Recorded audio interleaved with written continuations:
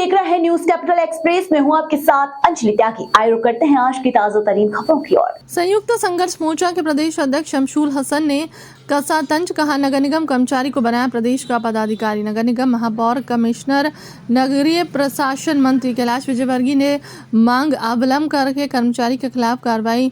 शमशूल हसन ने कहा कि तनख्वाह सरकार से और नौकरी विधायक के यहाँ यह जांच का विषय सरकार को निगम प्रशासन को तत्काल जांच कराकर कार्रवाई करना चाहिए। अध्यक्ष शमशूल हसन ने कहा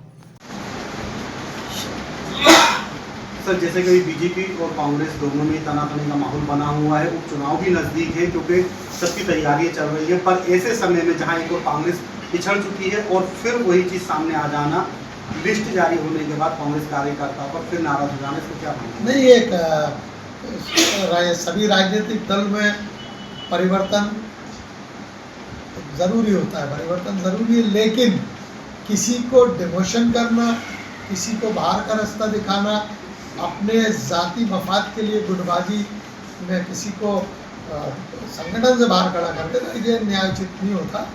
और सभी राजनीतिक दलों में बदलाव होता है, प्रदेश अध्यक्ष बदलते हैं, बॉडी बदलती है, सब अपनी पसंद के लोगों को रखते हैं। लेकिन जिस तरह से मुसलमानों की बात करने वाले कांग्रेस, जो अपने आप को मुस्लिम हितैषी कहती है, चंद मुट्ठी भर तलुए चाटने वाले दलालों के कहने पर जीतू पटवारी जी ने जितने वरिष्ठ लोगों को, साजिद अली साहब है एडवोकेट, बहुत सीनियर, उनका सम्मान है संपूर्ण मध्य प्रदेश में, उनको साजिद अली राजीव गांधी कॉलेज वाले जिनका बहुत सम्मान है, युवाओं में सीनियर अधिवक्ता, उनको, मोनू सक्सेना को, ऐसे कई लोगों को बाहर किया है। इससे कांग्रेस का पतन, डूबता जहाज, तो मैं कहता ही हूँ कि कांग्रेस एक डूबता जहाज है, उस जहाज में एक छेद और कर दिया जीतू पटवारी ने कि जल्दी डूब जाए। आज स्थिति कांग्रेस की ये है कि झंडे उठाने वाले नहीं मिलेंगे, ऐसा समय आने वाला है। और दूसरी एक महत्वपूर्ण बात आपसे कहने जा रहा हूँ मैं कि कांग्रेस में मैं जीतू पटवारी जी से सवाल कर रहा हूँ, क्या शासकीय कर्मचारी को पदाधिकारी किसी भी राजनीतिक दल में क्या कोई बना सकता है? मेरा सवाल है जीतू पटवारी से आपके चैनल के माध्यम से, क्योंकि नगर निगम के 2 कर्मचारियों को आपने प्रदेश का सचिव पदाधिकारी बनाया है। मैं चाहता हूँ उसकी निष्पक्ष जांच हो और उनसे रिकवरी भी हो और उनको केस दर्ज होकर जेल भेजना चाहिए, क्योंकि शासकीय पैसा ले रहा है और राजनीति कांग्रेस की कर रहा है। मध्य प्रदेश के मुख्यमंत्री भी रूई लगाए बैठे हैं, भोपाल के जो बीजेपी के मंत्री विधायक है वो भी कानों में रूई लगाए बैठे हैं। कांग्रेस का एक विधायक के माध्यम से जो खेल चल रहा है नगर निगम में, उस पर रोक लगाना अत्यंत आवश्यक है। सरकारी कर्मचारी 50 से 60 सरकारी कर्मचारी हैं जो विधायक के समर्थक हैं नगर निगम में, और जो फायर ब्रिगेड है उसमें कई डिपार्टमेंटों में बैठे हुए, तनख्वाह शासन से ले रहे हैं और गुलामी विधायक की कर रहे हैं। तो मैं चाहता हूं कि माननीय कलेक्टर महोदय से भी कहना चाहता हूं, नगर निगम कमिश्नर को पूर्व में शिकायत भी की मैंने, उनसे, मध्य प्रदेश के मुख्यमंत्री से, स्थानीय प्रशासन मंत्री से, नागरिक निकाय मंत्री से, माननीय विश्वास सारंग जी से, प्रदेश अध्यक्ष जी से, माननीय मुख्यमंत्री मोहन यादव जी से, कि तत्काल ऐसे जांच करें। जांच का विषय है जो कांग्रेस के तथाकथित लोग भारतीय जनता पार्टी का चोला पहनकर और जो तनख्वाहें ले रहे हैं उनसे रिकवरी हो और उनको जेल भेजने का काम करें। मध्य प्रदेश के उप मुख्यमंत्री राजेंद्र शुक्ल आज एक दिवसीय दौरे पर जबलपुर पहुंचे, जहां उन्होंने मीडिया से बात करते हुए कहा कि बांधवगढ़ में जिस तरह से अचानक ही 7 हाथियों की मौत हुई एक चिंता की बात है। इसके अलावा भी यह देखने में ज़रूरत है कि आखिरकार बांधवगढ़ टाइगर रिजर्व के अंदर जहर पुरानी हुई है तो उसकी वजह क्या है। हालांकि उन्होंने यह भी कहा है कि उन्होंने इस विषय पर ज़्यादा जानकारी नहीं है। डिप्टी सीएम अल्प प्रवास पर जबलपुर पहुंचे थे। 2 घंटे रुकने के बाद राजेंद्र शुक्ल जबलपुर से रीवा के लिए सड़क मार्ग से रवाना हो गए। मध्य प्रदेश की 2 सीटों पर उपचुनाव होना है, आज अमरगढ़ का आखिरी दिन है। दोनों सीटों में भारतीय जनता पार्टी रिकॉर्ड वोटों से चुनाव जीतेगी और अब तो सभी को ये समझ में आ गया है कि यदि विकास की यात्रा को जारी रखना है तो भारतीय जनता पार्टी को ही अपना आशीर्वाद और समर्थन देने की ज़रूरत है। और इसलिए चाहे बुधनी हो चाहे विजयपुर हो, वहाँ पर प्रचंड वोटों से हमारी जीत होगी। अभी कांग्रेस की हाल ही में अभी तक शुरू नहीं हो पाई है। डॉक्टरों के इंतज़ाम किए जा रहे हैं। अभी हम करीब 3000 डॉक्टरों की भर्ती करने जा रहे हैं क्योंकि ये बात सही है कि स्वास्थ्य विभाग में डॉक्टरों की कमी के कारण हम प्राथमिक स्वास्थ्य केंद्र हों, संजीवनी हों और उप स्वास्थ्य केंद्रों में तो डॉक्टर नहीं CHOs होते हैं। सामुदायिक स्वास्थ्य केंद्रों में जो बेहतर चिकित्सा सुविधा होनी चाहिए, डॉक्टरों की कमी के कारण वो हो नहीं पाती है।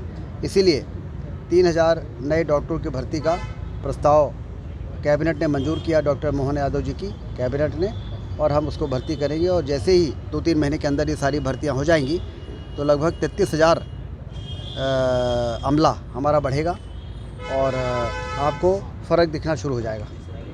Thank you sir. पॉइजन देकर मारने का मामला सामने आया है। अभी तक जो है 6 से 7 हाथियों की डेथ हो चुकी है। तो उसमें तो पूरा वन विभाग का अमला लगा हुआ है और उसके कारणों का पता करके, और जो भी घटना दुर्भाग्यपूर्ण है, लेकिन अभी इसकी कारणों पे जाना पड़ेगा, क्या परिस्थितियाँ थी, क्या हो गया है, अभी हमको जानकारी नहीं है। अभी आपने ध्यान में बात लाई है, अखबारों में मैंने भी पढ़ा है और मैं वहाँ के डायरेक्टर से बात करके पता करूँगा। सर ये बड़ी घटना है क्योंकि बफर जोन में ही जो वन्य प्राणियों का निश्चित रूप से जहर खुरानी की बात सामने आ रही है, उसमें जहर खुरानी की बात सामने आ रही है। बात करते हैं डायरेक्टर से तो मालूम पड़ेगा। ठीक है, ओके सर, थैंक यू। इतना आयुष्मान योजना इतनी बड़ी योजना है कि उसमें 55 से 60 करोड़ लोगों को कवर किया गया है। और कल तो प्रधानमंत्री जी ने 70 वर्ष से ज़्यादा कोई भी बुजुर्ग, चाहे वो किसी भी जाति धर्म के हों, चाहे वो कितनी भी आमदनी वाले हों, सबको मुफ्त में इलाज करने की उन्होंने शुरुआत की है। अब इतने बड़े यज्ञ में यदि कोई कुछ इधर उधर करने की कोशिश करते हैं तो आप लोगों के माध्यम से वो पकड़ में भी आ जाते हैं और उन पर कार्रवाई हो जाती है। लेकिन एक व्यापक दृष्टिकोण यदि हम देखें तो आज़ाद भारत के इतिहास में पहली बार किसी सरकार ने इतनी बड़ी योजना चालू की है कि 55 से 60 करोड़ लोगों को मुफ्त में इलाज कराने की व्यवस्था की है। सर जबलपुर में संजीवनी क्लिनिक बनाई 2 दिन में चालू हो जाते हैं। क्या लगता है प्रतिबंध हट जाते हैं? जब भी जानकारी आती है तो प्रतिबंध अभी लगे हुए हैं, लेकिन वो सर ऑफिसर अब वो कोई केस पर्टिकुलर आप बताएंगे तो उसकी जानकारी हम प्राप्त करेंगे, तभी कुछ बोलना ठीक रहेगा। 36 कोई यदि प्रतिबंध टेम्परेरी है, कुछ कमियों को दूर करने के लिए कहा गया है और वो कमियां यदि दूर हो गई हैं तो शुरू हो जाती होंगी। और यदि परमानेंट किसी को सीज करने का यदि कोई निर्देश है और उसके बाद कोई खुल गया है तो अलग मैटर है। नाम बदल के शुरू हो जाती है। नाम बदलें लेकिन मापदंडों को पूरा करें। यदि मापदंड पूरे नहीं होंगे, जांच होगी, फिर झंझट में फंसेंगे।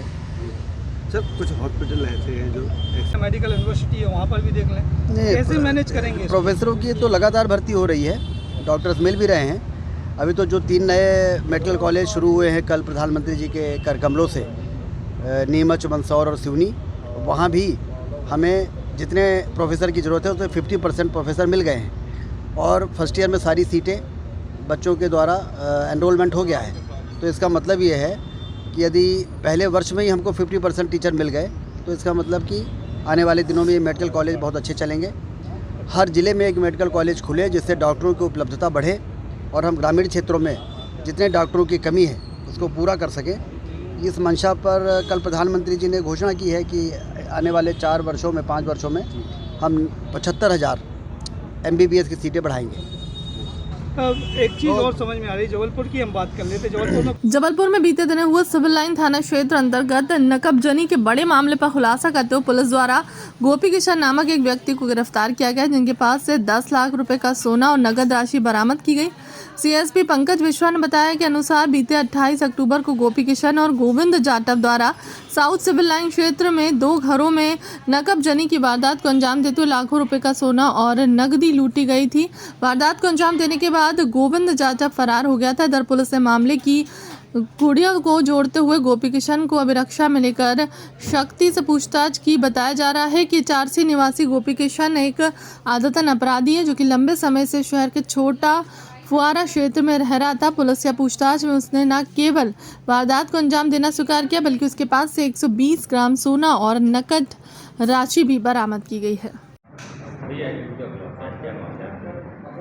ये दिनांक 28/10/24 की शाम में सूचना ये मिली कि सिविल लाइन थाना क्षेत्र के अंतर्गत 2 घरों में नकबजनी हुई थी, जिसमें कि 28/10/24 को लगभग रात्रि 10 से 10:30 बजे के बीच में PWD कॉलोनी में, साउथ सिविल लाइन में, वहाँ पे एक घर पर, और दूसरा ये नवयुग कॉलेज के पास में प्रेस्टीज होम्स अपार्टमेंट है, लगभग 12 से 12:30 बजे की रात्रि में उस घर में नकबजनी हुई थी, जिसकी सूचना पर SP सर के द्वारा निर्देशित किया गया एक टीम गठित करके, जिसका सुपरविजन एडिशनल SP सिटी आनंद कलदगी सर कर रहे थे, और उसमें सिविल लाइन थाना और साथ में क्राइम की भी टीमें, साइबर की मदद भी ली गई, और इस पर टीम गठित करके और इसमें प्रयास किया गया पता करने का। तो इसमें उसके मौके पे डॉग स्क्वाड और फिंगरप्रिंट की भी मदद ली गई, और उसमें उनके कुछ फिंगरप्रिंट्स वगैरह भी मिले, और साथ ही लगभग कई CCTV फुटेज वगैरह का भी चेक किया गया, जिस पर कि ये पता चला कि 2 लोगों के द्वारा इन दोनों घरों में एक के बाद एक नकबजनी की गई थी। और उन्हें जब ट्रेस किया गया तो ट्रेस करने पे एक व्यक्ति जो कि मूलतः इटारसी का रहने वाला है, वो यहाँ पे छोटे फुहारा के पास में विगत 2-2.5 सालों से रह रहा था, उसके द्वारा ऐसी घटना कारित की गई थी, जिसे फिर गिरफ्तार करके और पहले अभिरक्षा में लेकर के पूछताछ की गई, और पूछताछ में उसने घटना को स्वीकारा, और उनसे सोने के कई जेवर वगैरह वो जब्त हुए हैं, और साथ ही उसका एक और साथी था जो कि घटना समय के बाद फरार हो गया था, जिसकी सूचना लगी, टीम रवाना है और उसकी भी जल्द गिरफ्तारी हो जाएगी। तो उक्त प्रकरण में मुख्यतः सोने चांदी के जेवर और कुछ कैश वगैरह गए थे, जिसमें से अब तक में कुल सोने की कुछ चूड़ी, कंगन, मंगलसूत्र, चैन, झुमके वगैरह, लॉकेट इत्यादि टोटल 130 ग्राम सोना और लगभग 5,000 रुपये कैश सोना, जिसका कीमत लगभग 10 लाख रुपए है, इसकी बरामदगी हो चुकी है, और बाकी भी और प्रयास जारी है। दूसरा आरोपी गिरफ्तार होगा तो उसमें अतिरिक्त जो भी सामान है वो सब भी जब्त किया जाएगा। और इस पूरी घटना में खुलासा करने में सिविल लाइन थाना की टीम का बहुत अच्छा योगदान रहा। साथ में ही fingerprint expert inspector Akhilesh Chouksey और डॉग स्क्वाड के जो मास्टर हैं नीलेश शुक्ला, इनका सिविल लाइन थाना से थाना प्रभारी, साथ ही sub inspector Vinod Dubey, Rajesh Pandey, Sumit Mishra, ASI Imran Khan, और बेलबाग थाना क्षेत्र से भी ओमनाथ गुनगे, राम प्रवेश, इन सब लोगों का योगदान रहा है। और पुलिस ने इस घटना को लगभग 24 घंटे के अंदर ट्रेस कर लिया है, जिसमें कि आरोपी गिरफ्तार किया गया है। ये यहाँ पे किसी खाना बनाने वाले होटल में पिछले कुछ समय से काम कर रहा था। ये पूर्व में भी आदतन अपराधी है, और ये इटारसी में थाना क्षेत्र अंतर्गत वहाँ का निगरानी बदमाश भी है, और इसके पूर्व के लगभग अब तक हमें 10-12 अपराध का संज्ञान हुआ है, जिस पर भी हम तस्दीक कर रहे हैं, और आपराधिक रिकॉर्ड लगा करके और उसको कोर्ट में जो भी वैधानिक कार्रवाई वो भी किया जाएगा। इसमें जो मुख्य आरोपी पकड़ा गया है, वो उसका नाम गोपी किशन है, उसकी उम्र लगभग 27 साल है, और उसका जो साथी था जो भी फरार है, जिसके लिए टीम रवाना है, वो गोविंद जाटव दूसरा आरोपी है। जबलपुर में गौरीघाट नर्मदा तट पर दीपोत्सव का आयोजन किया गया। दीपावली के एक दिन पूर्व इस आयोजन में प्रदेश के लोक निर्माण मंत्री राकेश सिंह सहित अन्य जनप्रतिनिधि और प्रशासन के आला अधिकारी शामिल हुए। नर्मदा तट पर दीपोत्सव पर शानदार आतिशबाजी की गई। आकाश में होती आतिशबाजी को वहां लोग लगातार देख रहे थे। दीपोत्सव के इस आयोजन में नर्मदा तट पर लेजर शो का आयोजन किया गया। नर्मदा तट पर मां नर्मदा की महाआरती की गई। इसमें सैकड़ों की संख्या में श्रद्धालु उपस्थित थे। ग्वारीघाट में हजारों की संख्या में दीप जलाकर नर्मदा के तटों को रोशन किया गया। जब दीपोत्सव का कार्यक्रम दीपावली की पूर्व संध्या पर मां नर्मदा जी के पवित्र तट ग्वारीघाट में आयोजित हुआ है, ये मां की ही प्रेरणा थी और साधु संतों का निर्देश था। जब ये पहले वर्ष किया था कि इसे हर वर्ष करना, और तब से ये परंपरा प्रारंभ की है। लगातार तीसरा वर्ष है, और आज दीपों के साथ साथ माँ का जो श्रृंगार हुआ है, और उसके पश्चात आतिशबाजी, और फिर ये लेजर शो माँ के पवित्र चरणों में, एक अद्भुत कार्यक्रम आज संपन्न हुआ है। दीपावली की पूर्व संध्या है। मैं अपनी ओर से सभी को, संस्कारधानी, महाकौशल और मध्य प्रदेश के लोगों को शुभकामनाएं देता हूं। माँ से प्रार्थना है कि सभी के घरों में सुख समृद्धि और शांति का वास हो और वे इतनी शक्ति प्रदान करें मेरे साथ मेरे सभी जनप्रतिनिधि साथियों को, भाइयों को, बहनों को, कि हम निरंतर इस आयोजन को हर वर्ष माँ के चरणों में करते चलें, साधु संतों का आशीर्वाद हमें मिलता रहे और माँ का ये सुंदर श्रृंगार दीपों के साथ, हजारों दीपक के साथ माँ का ये श्रृंगार इसी तरह से होता रहे। माँ की कृपा और उनका आशीर्वाद हम सभी को मिलता रहे।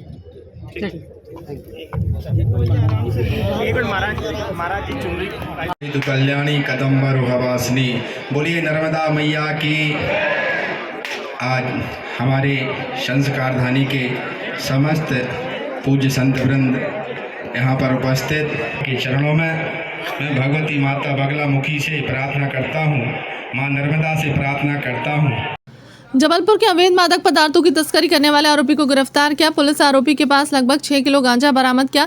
पकड़े गए गांजे की कीमत 1.25 लाख रुपए बताई जा रही है। पुलिस अधीक्षक सोनाली दुबे ने बताया कि बरगी पुलिस को मुखबिर की सूचना मिली थी, जिस पे बैरागी के पास हुआ युवा खड़ा है जो कि बस या ग्राहक का इंतजार कर रहा है। उसके पास अवैध मादक पदार्थ रखा हुआ है। पुलिस ने मुखबिर की सूचना पाकर मौके पर पहुंची। मुखबिर के बताए अनुसार आरोपी युवक नर्मदा ढाबा के पास खड़ा है। पुलिस को देखकर वो भागने लगा। पुलिस ने घेराबंदी कर आरोपी को गिरफ्तार कर लिया। मिली थी कि बाईपास के पास एक नीले लाल रंग के बैग में एक व्यक्ति ने अवैध जो है वो मादक पदार्थ रखा हुआ है। मुखबिर की सूचना पर पुलिस ने तत्काल कार्रवाई करते हुए एक जॉइंट टीम बनाई थी और उस जगह पर रेड किया था। रेड करने पर जो व्यक्ति मिला था उसका नाम हर्ष द्विवेदी जो है उसने बताया था। 22 साल का या 20 साल का वो लड़का है, थाना कैंट के अंतर्गत रहता है और उसके पास बैग में जो है वो तकरीबन 6 किलो और 159 ग्राम्स के आसपास का गांजा मिला है, जिसकी कीमत जो है वो 6 लाख के आसपास है। और इसके आधार पर जो है पुलिस ने अग्रिम कार्रवाई की है। पता कराया जा रहा है कि कहाँ और इस तरह के सोर्सेज हैं जहाँ से वो ये सामान लाया होगा और आगे जैसे ही जानकारी मिलेगी उसके हिसाब से कार्रवाई कराई जाएगी। मैडम, इससे कुछ वाहन भी जब्त हुआ है और लगभग कितनी कीमत का ये गांजा था? एक्चुअली इंटरनेशनल कीमतें जो होती हैं गांजे की वो तो बाज़ार के हिसाब से तय होती है। 6 किलो का गांजे की जो आज के समय कीमत रहेगी उसके हिसाब से तय होगी। वो जो है उसके साथ किसी वाहन की जब्ती के संबंध में अभी कोई स्थिति स्पष्ट नहीं है। जैसे स्पष्ट होगा अवगत कराएंगे।